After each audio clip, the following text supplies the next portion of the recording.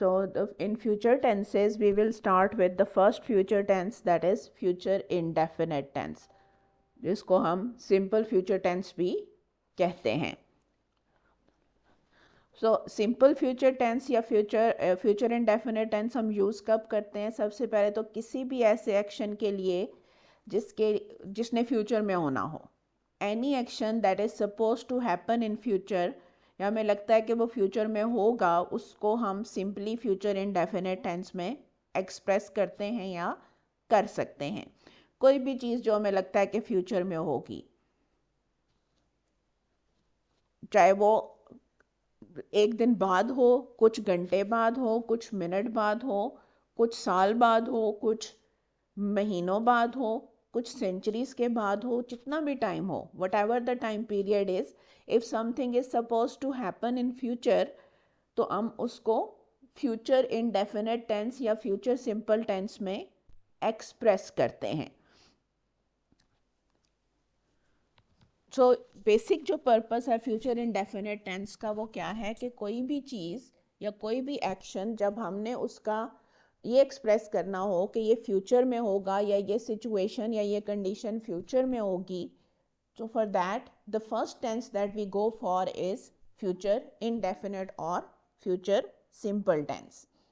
तो जो इसके अफर्मेटिव या पॉजिटिव सेंटेंसेस होते हैं, तो सबसे पहले ऑब्वियसली सब्जेक्ट जो एक्शन को परफॉर्म करेगा या जो किसी सिचुएशन में होगा, सब्जेक्ट, उसके बाद विल या शेल, और मॉडर्न इंग्लिश में यूजली सिर्फ विल ही यूज़ होता है, शेल बहुत रेयरली यूज़ होता है.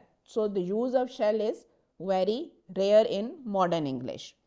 मोस्टली हम हर सिचुएशन में विल ही यूज़ करते हैं. उसके बाद बेस फॉर्म ऑफ वर्ब यानी first form of verb. Remember, will और शेल जो हैं, इनके साथ हमेशा फर्स्ट फॉर्म ऑफ वर्ब आती है, और कोई फॉर्म ऑफ वर्ब हम विल के साथ यूज़ या शेल के साथ यूज़ नहीं कर सकते, और इनके साथ एक वर्ब का होना ज़रूरी है. यानी विल और शेल को हम बगैर किसी मेन वर्ब के यूज़ नहीं कर सकते. और उसके बाद फिर ऑब्जेक्ट. शेल जो है वो ट्रेडिशनली यूज़ होता था आई और वी के साथ, लेकिन अब आई और वी के साथ भी हम विल ही यूज़ करते हैं. यानी ट्रेडिशनली या पहले जो इंग्लिश में यूजेज था उसमें यह था कि आई और वी के साथ हम शेल लगाते थे, और बाकी सारे नाउन्स और प्रोनाउंस के साथ हम विल यूज़ करते थे. लेकिन मॉडर्न इंग्लिश में अब सारे नाउन्स और प्रोनाउंस के साथ हम विल यूज़ करते हैं, और शेल जो है वो बहुत रेयरली यूज़ होता है. Like he will play football, they will study English tomorrow, I shall visit the museum next week. अब अगर हम सेंटेंस बनाएं कि वो खुश होगी, she will happy, she will happy नहीं हो सकता बिकॉज हैप्पी एडजेक्टिव है, तो हमें विल के साथ एक वर्ब चाहिए. So we will say she will be happy.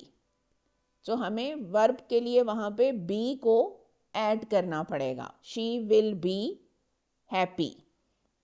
So अगर हमारे पास फ्यूचर इंडेफिनेट टेंस में वर्ब ना हो, तो वर्ब की जगह हम, यानी अगर हमने सिर्फ कोई कंडीशन डिस्क्राइब करनी हो, जैसे हैप्पी, सैड, क्लेवर, एंग्री, कोई भी situation, condition, damaged, fresh, old, तो उसके लिए फिर हम विल के साथ बी को ऐड कर लेते हैं. She will be happy, they will be angry,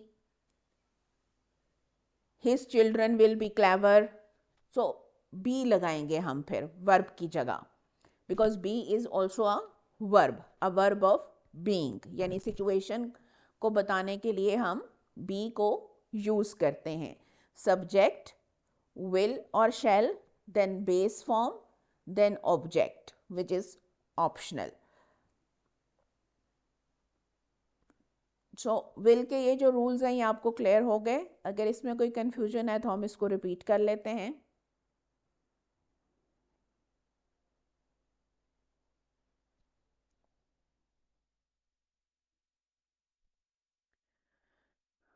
All right, if it is clear, then let's move on to negative sentences. So in a negative sentence, first of all, obviously we will have subject.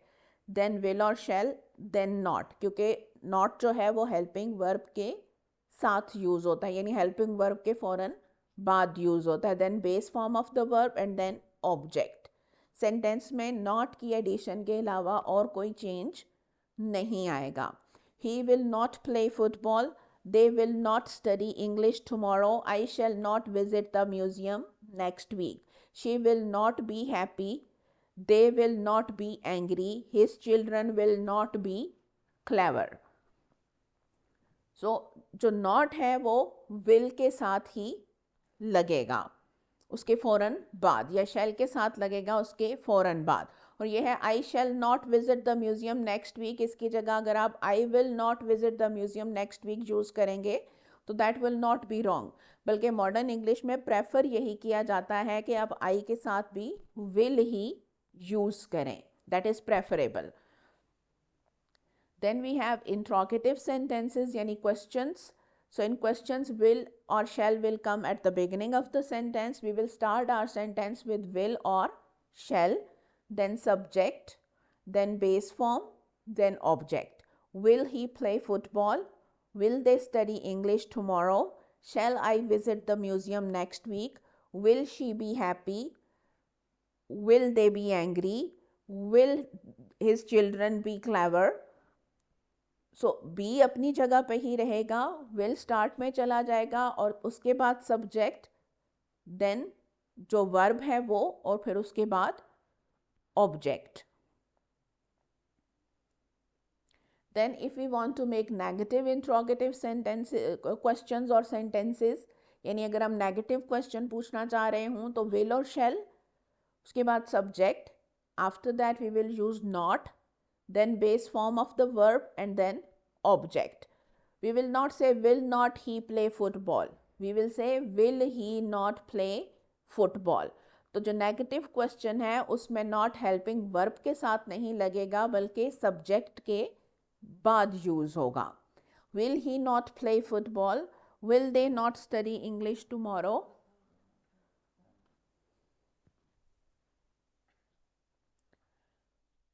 shall I not visit the museum next week, will she not play, will she not be happy, will they not be angry, will his children not be clever. So this is how we will make a negative interrogative sentence in future indefinite or simple tense. Then comes WH question. So for WH questions, obviously सबसे पहले हमारे पास आएगा WH word. What, where, when, who, why, how. जैसे मैंने आप लोगों को पहले भी बताया था, जब हमने पूछना हो क्या, we will use what. अगर हमने ये पूछना हो कि एक्शन कहाँ हुआ, we will say use where. कब हुआ, when. किसने किया, who. क्यों हुआ, why. कैसे हुआ, how. सो हर जो क्वेश्चन वर्ड है उसका अपना एक मीनिंग है और वो मीनिंग एक्शन से रिलेटेड है. उसके बाद विल और shall, then subject, then base form of the verb and then object. What will he play, where will they study tomorrow, when shall I visit the museum, why will she be happy,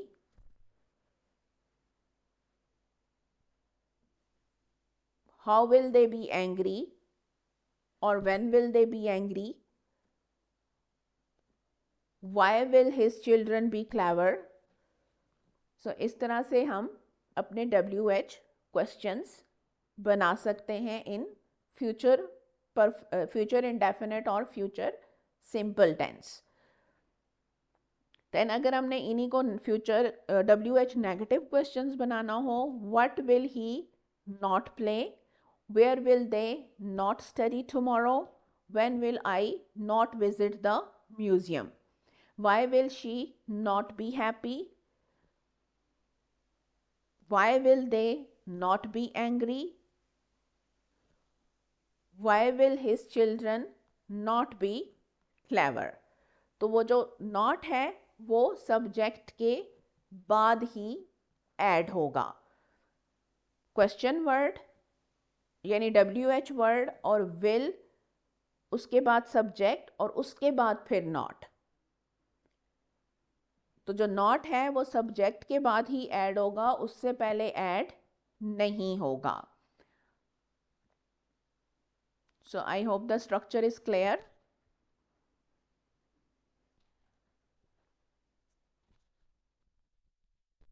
Good enough.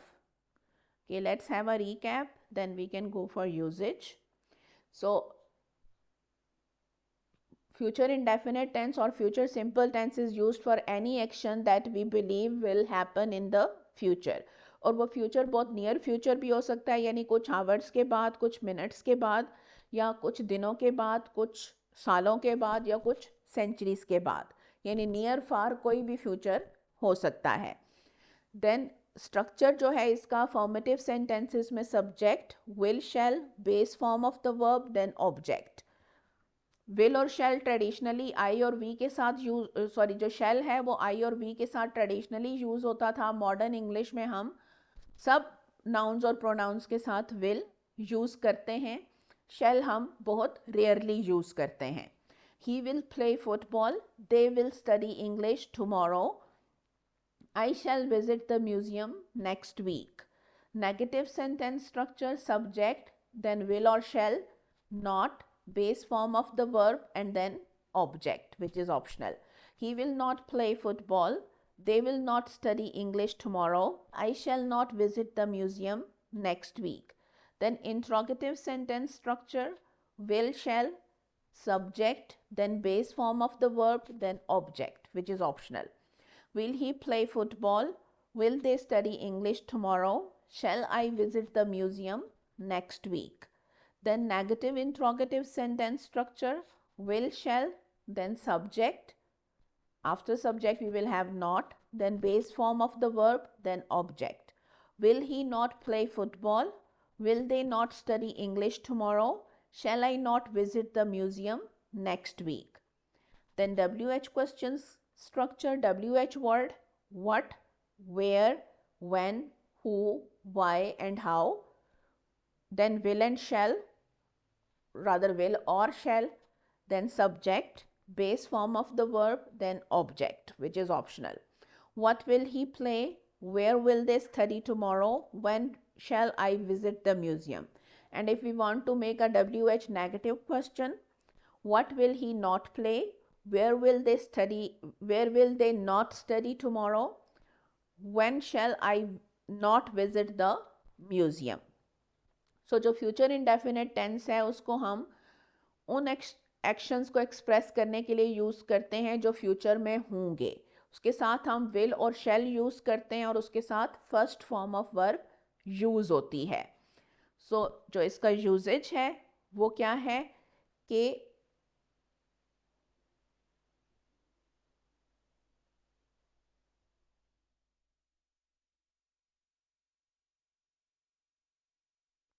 अब यहाँ पे आपको एक और point उन्होंने बताया है कि अगर कोई ऐसा पास्ट का फ्यूचर पॉइंट क्या होता है कि आप बात पास्ट की कर रहे हैं, लेकिन वो जो पास्ट के लोग हैं उस वक्त वो अज्यूम कर रहे थे कि कोई चीज़ फ्यूचर में होगी, यानी 10 साल पहले के लोग सोचते थे कि ये चीज़ फ्यूचर में होगी, या 2 साल पहले लोग सोचते थे कि ये चीज़ फ्यूचर में होगी। तो उसके लिए अगर आपने पास्ट टेंस बनाना हो यानी पास्ट में फ्यूचर बनाना हो तो फिर आप वुड और शुड यूज़ करते हैं शैल और विल की जगह। बाकी सब चीज़ें एग्जैक्टली वैसे ही रहती हैं बाकी सेंटेंस के स्ट्रक्चर में, और कोई चेंज नहीं आता। सिर्फ अगर आपने पास्ट में फ्यूचर एक्सप्रेस करना हो तो विल की जगह वुड आ जाता है और शैल की जगह शुड आ जाता है। जैसे 10 साल पहले लोग सोचते थे कि फ्यूचर में लोग स्पेस में रहना शुरू कर देंगे, तो अब चूंकि वो 10 साल पहले सोचते थे तो हम विल नहीं लगाएंगे। 10 years ago people thought that people would live in space, फिर हम विल की जगह would लगाएंगे। 2 years ago Ali thought he would complete his degree, क्योंकि हम पास्ट की बात कर रहे हैं लेकिन उस वक्त अली फ्यूचर के लिए सोचता था, तो वो अली का फ्यूचर का प्लान था, लेकिन था तो पास्ट में ही। हम विल नहीं यूज़ कर सकते, तो उसकी जगह हम क्या यूज़ करेंगे, वुड यूज़ करेंगे। और अगर किसी जगह शैल यूज़ होता था तो उसकी जगह हम शुड यूज़ कर लेंगे। So past future indefinite tense में हम विल की जगह वुड यूज़ करेंगे, शैल की जगह शुड यूज़ करेंगे। शैल चूँकि बहुत रेयरली यूज़ होता है तो शुड तो हम यूज़ करेंगे ही नहीं, we will basically use would. So I hope ये आपको past future indefinite tense clear हो गया होगा।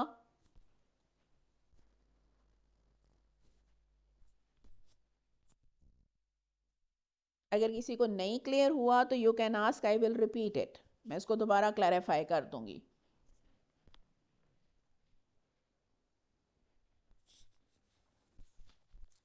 सो सिर्फ मरियम और अकदस को क्लियर हुआ है कि अरीशा को भी क्लियर हो गया, good. What about Alsa and Bisma?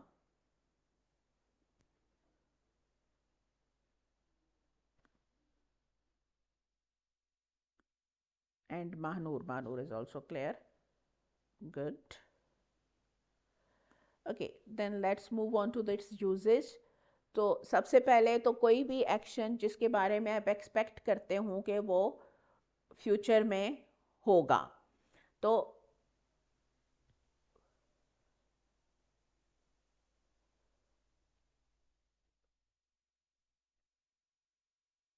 one minute, why is the entire usage about wood strange?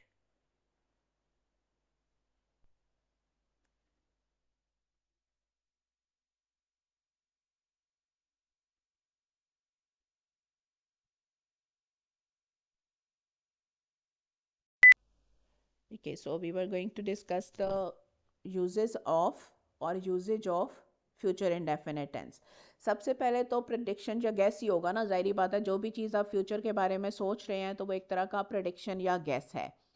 तो अगर आपको लगता है कि कोई चीज़ फ्यूचर में होगी, जैसे I think it will rain later, I believe Ali will go to Lahore tomorrow, I hope I will not be late tomorrow, I hope he will pass exam this year. तो कोई भी चीज़ जो आप फ्यूचर के लिए प्रिडिक्ट या गेस कर रहे हों उसके लिए आप फ्यूचर इंडेफिनिट टेंस यूज़ करते हैं। फिर अगर आप कोई फ्यूचर के लिए प्रॉमिस करते हैं या किसी को फ्यूचर के लिए कोई ऑफ़र करते हैं, यानी खुद से वॉलंटियर करते हैं कि ओके मैं आपका ये काम कर दूंगा या कर दूंगी, तो उसके लिए भी आप फ्यूचर इंडेफिनिट टेंस यूज़ करते हैं। एंड रिमेंबर, जब आप विल के साथ कोई प्रॉमिस करते हैं या कोई वॉलंटियर करते हैं किसी काम के लिए, तो दैट मीन्स कि आप 100% गारंटी दे रहे हैं। In English language will is used for promises only when it is 100% guarantee. Otherwise आप perhaps, maybe, would, could के वर्ड्स यूज़ करते हैं। अगर आपने विल यूज़ करना है तो दैट मीन्स कि फिर आपका प्रॉमिस 100% गारंटी है। Like I will help you with your homework, that means कि फिर आप 100% हेल्प करेंगे। I will go with you to market, फिर आप जाएंगे ही जाएंगे। आई विल पे योर फी, सो वो 100% गारंटी है। फिर उसमें वो प्रॉमिस और ऑफर फिर अगर विल के साथ की गई है, यानी फ्यूचर इंडेफिनिट टेंस में की गई है, तो that means that promise and that offer will be fulfilled. फिर अगर कोई इंसान स्पॉन्टेनियस डिसीजन लेता है, यानी उसी वक्त फैसला कर ले कि मैंने ये काम करना ही करना है, तो यानी अभी करना है, इसके फ़ौरन बाद, तो उस फ़ौरन बाद वाले एक्शन के लिए भी हम फ्यूचर इंडेफिनिट टेंस यूज़ करेंगे। यानी इस वक्त जो सिचुएशन है उसके लिए प्रेजेंट टेंस, और जो इस सिचुएशन की वजह से आप आगे करेंगे उसके लिए फ्यूचर इंडेफिनिट टेंस, यानी जो आपने फ्यूचर का डिसीजन लिया, like I am tired, I will go to bed now. He is watching TV, he will not study. तो प्रेजेंट सिचुएशन क्या है, ही इज़ वॉचिंग टीवी, तो अब वो क्या नहीं करेगा, he will not study. She is cooking, so she will not go to the market. वो कुकिंग कर रही है इस टाइम पे, ये प्रेजेंट सिचुएशन है, so obviously she will not go to market. So यानी जो इमीडिएट फ्यूचर डिसीजंस होते हैं उनके लिए भी हम फ्यूचर इंडेफिनिट टेंस यूज़ करते हैं। देन कोई भी जो जनरल फ्यूचर एक्शन हो, स्पेसिफिक टाइम नहीं है कि फ्यूचर में किस टाइम होगा, लेकिन होगा फ्यूचर में, यानी ये नहीं पता कि फ्यूचर में किस टाइम होगा, अभी, कल, 2 दिन बाद, 6 साल बाद, कब, लेकिन ये पता है कि होगा फ्यूचर में। They will visit us next summer, अब समर में किसी भी time. We will go to our relatives house next weekend. अब वीकेंड जो है वो 2 दिन का है, उन 2 दिनों में से किसी भी दिन, किसी भी टाइम, सुबह, दोपहर, शाम, तो एग्जैक्ट टाइम फिक्स नहीं है, लेकिन ये है कि ये काम होगा फ्यूचर में। He will get a good job after completing his graduation. He will apply for PhD after completing his masters. So ये सारे एक्शंस फ्यूचर में होंगे, लेकिन एग्जैक्टली किस टाइम पे होंगे वो टाइम स्पेसिफाइड नहीं है। तो ये क्या है, जनरल फ्यूचर एक्शंस हैं। इसी तरह से अगर कोई ऑर्डर या इंस्ट्रक्शन देनी हो किसी को, लेकिन आप पोलाइट रहना चाह रहे हो, यानी आप स्ट्रिक्ट ना होना चाह रहे हो कि करो ही करो, उसके लिए हम इम्पेरेटिव सेंटेंसेस यूज़ करते हैं, जो आपने टाइप्स ऑफ सेंटेंसेस में पढ़े थे, जैसे close the door, give me a glass of water. ये इम्पेरेटिव होते हैं जिसमें प्रॉपर एक ऑर्डर है, एक इंस्ट्रक्शन है, सामने वाले के लिए चॉइस नहीं है। But let's suppose you want to be polite, आप ऑर्डर भी दे रहे हैं लेकिन आप पोलाइट भी रहना चाहते हैं, आप इंस्ट्रक्शन भी दे रहे हैं but you want to be polite, तो फिर आप क्या करेंगे, आप फ्यूचर इनडेफिनिट टेंस यूज करेंगे। You will report to the manager at 9 AM। You will close the window या will you close the window. Will you give me a glass of water, और अगर आप उसके साथ प्लीज ऐड कर देंगे तो और पोलाइट हो जाएगा। Will you give me the keys please. Will you allow me to come with you please. So जो पोलाइट ऑर्डर्स और रिक्वेस्ट होती हैं या इंस्ट्रक्शंस होती हैं, उसके लिए भी हम फ्यूचर इंडेफिनिट टेंस यूज़ कर सकते हैं। उससे जो कमांड या इंस्ट्रक्शन होती है वो पोलाइट हो जाती है instead of being more commanding. फिर अगर फ्यूचर की कोई हैबिट्स और रूटीन्स हों, यानी कोई ऐसा बिहेवियर या रूटीन जो फ्यूचर में किसी ने हैबिचुअली इख्तियार करना हो, जैसे प्रेजेंट की जो हैबिट्स होती हैं या रूटीन्स होती हैं उसके लिए हम प्रेजेंट इंडेफिनिट टेंस यूज़ करते हैं। पास्ट हैबिट और रूटीन्स के लिए पास्ट इंडेफिनिट टेंस यूज़ करते हैं। तो अगर कोई हैबिट या रूटीन फ्यूचर में होगी किसी की, तो उसके लिए फिर हम फ्यूचर इंडेफिनिट टेंस यूज़ करेंगे। She will always bring flowers to the party. अब ऑलवेज लग गया है तो दैट मीन्स कि ये रूटीन एक्शन हो जाएगा, बार बार रिपीट होगा, तो उसके लिए भी हम फ्यूचर इंडेफिनिट टेंस यूज़ करेंगे। सो किन किन चीज़ों के लिए हम यूज़ करेंगे फ्यूचर इंडेफिनिट टेंस? एक तो प्रेडिक्शंस और गेसेस के लिए, जब आपको लगे कि कोई चीज़ होगी, जैसे you think it will happen. Then promises और ऑफर्स के लिए, कि जब आप कोई प्रॉमिस करें कि I will do this action, या आप वॉलंटियर करें कि ओके मैं ये काम कर दूंगी। फिर स्पॉन्टेनियस डिसीजंस के लिए, यानी जो आप उसी वक्त ले लें कि अच्छा मैंने ये करना है या मैं ये करूँगी, उसी वक्त ले लें बस। देन जनरल फ्यूचर एक्शंस के लिए, जो फ्यूचर में किसी भी टाइम हो सकते हों, टाइम फिक्स ना हो, उन एक्शंस के लिए। फिर अगर आपने ऑर्डर्स और इंस्ट्रक्शंस को पोलाइटली देना हो किसी को, यानी ऑर्डर और इंस्ट्रक्शन भी देना हो and you want to be polite, तो उसके लिए भी आप फ्यूचर इंडेफिनिट टेंस यूज़ कर सकते हैं। एंड देन फ्यूचर की जो हैबिट्स और रूटीन्स होती हैं, यानी कोई काम अगर कोई फ्यूचर में रूटीन में करेगा, रिपीटेडली करेगा या हैबिचुअली करेगा या करेगी, तो उसके लिए भी आप फ्यूचर इंडेफिनिट टेंस ही यूज़ करेंगे। So I hope the usage is clear.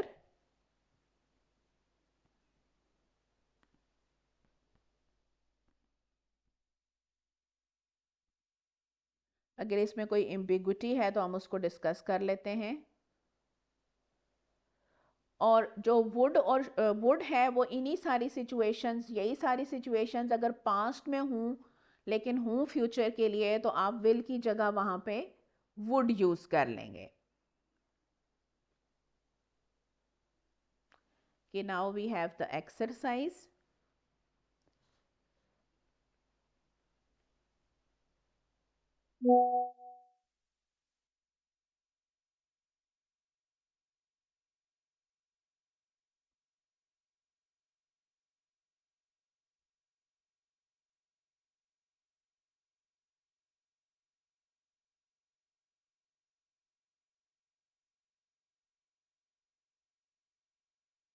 So again it has 10 sentences.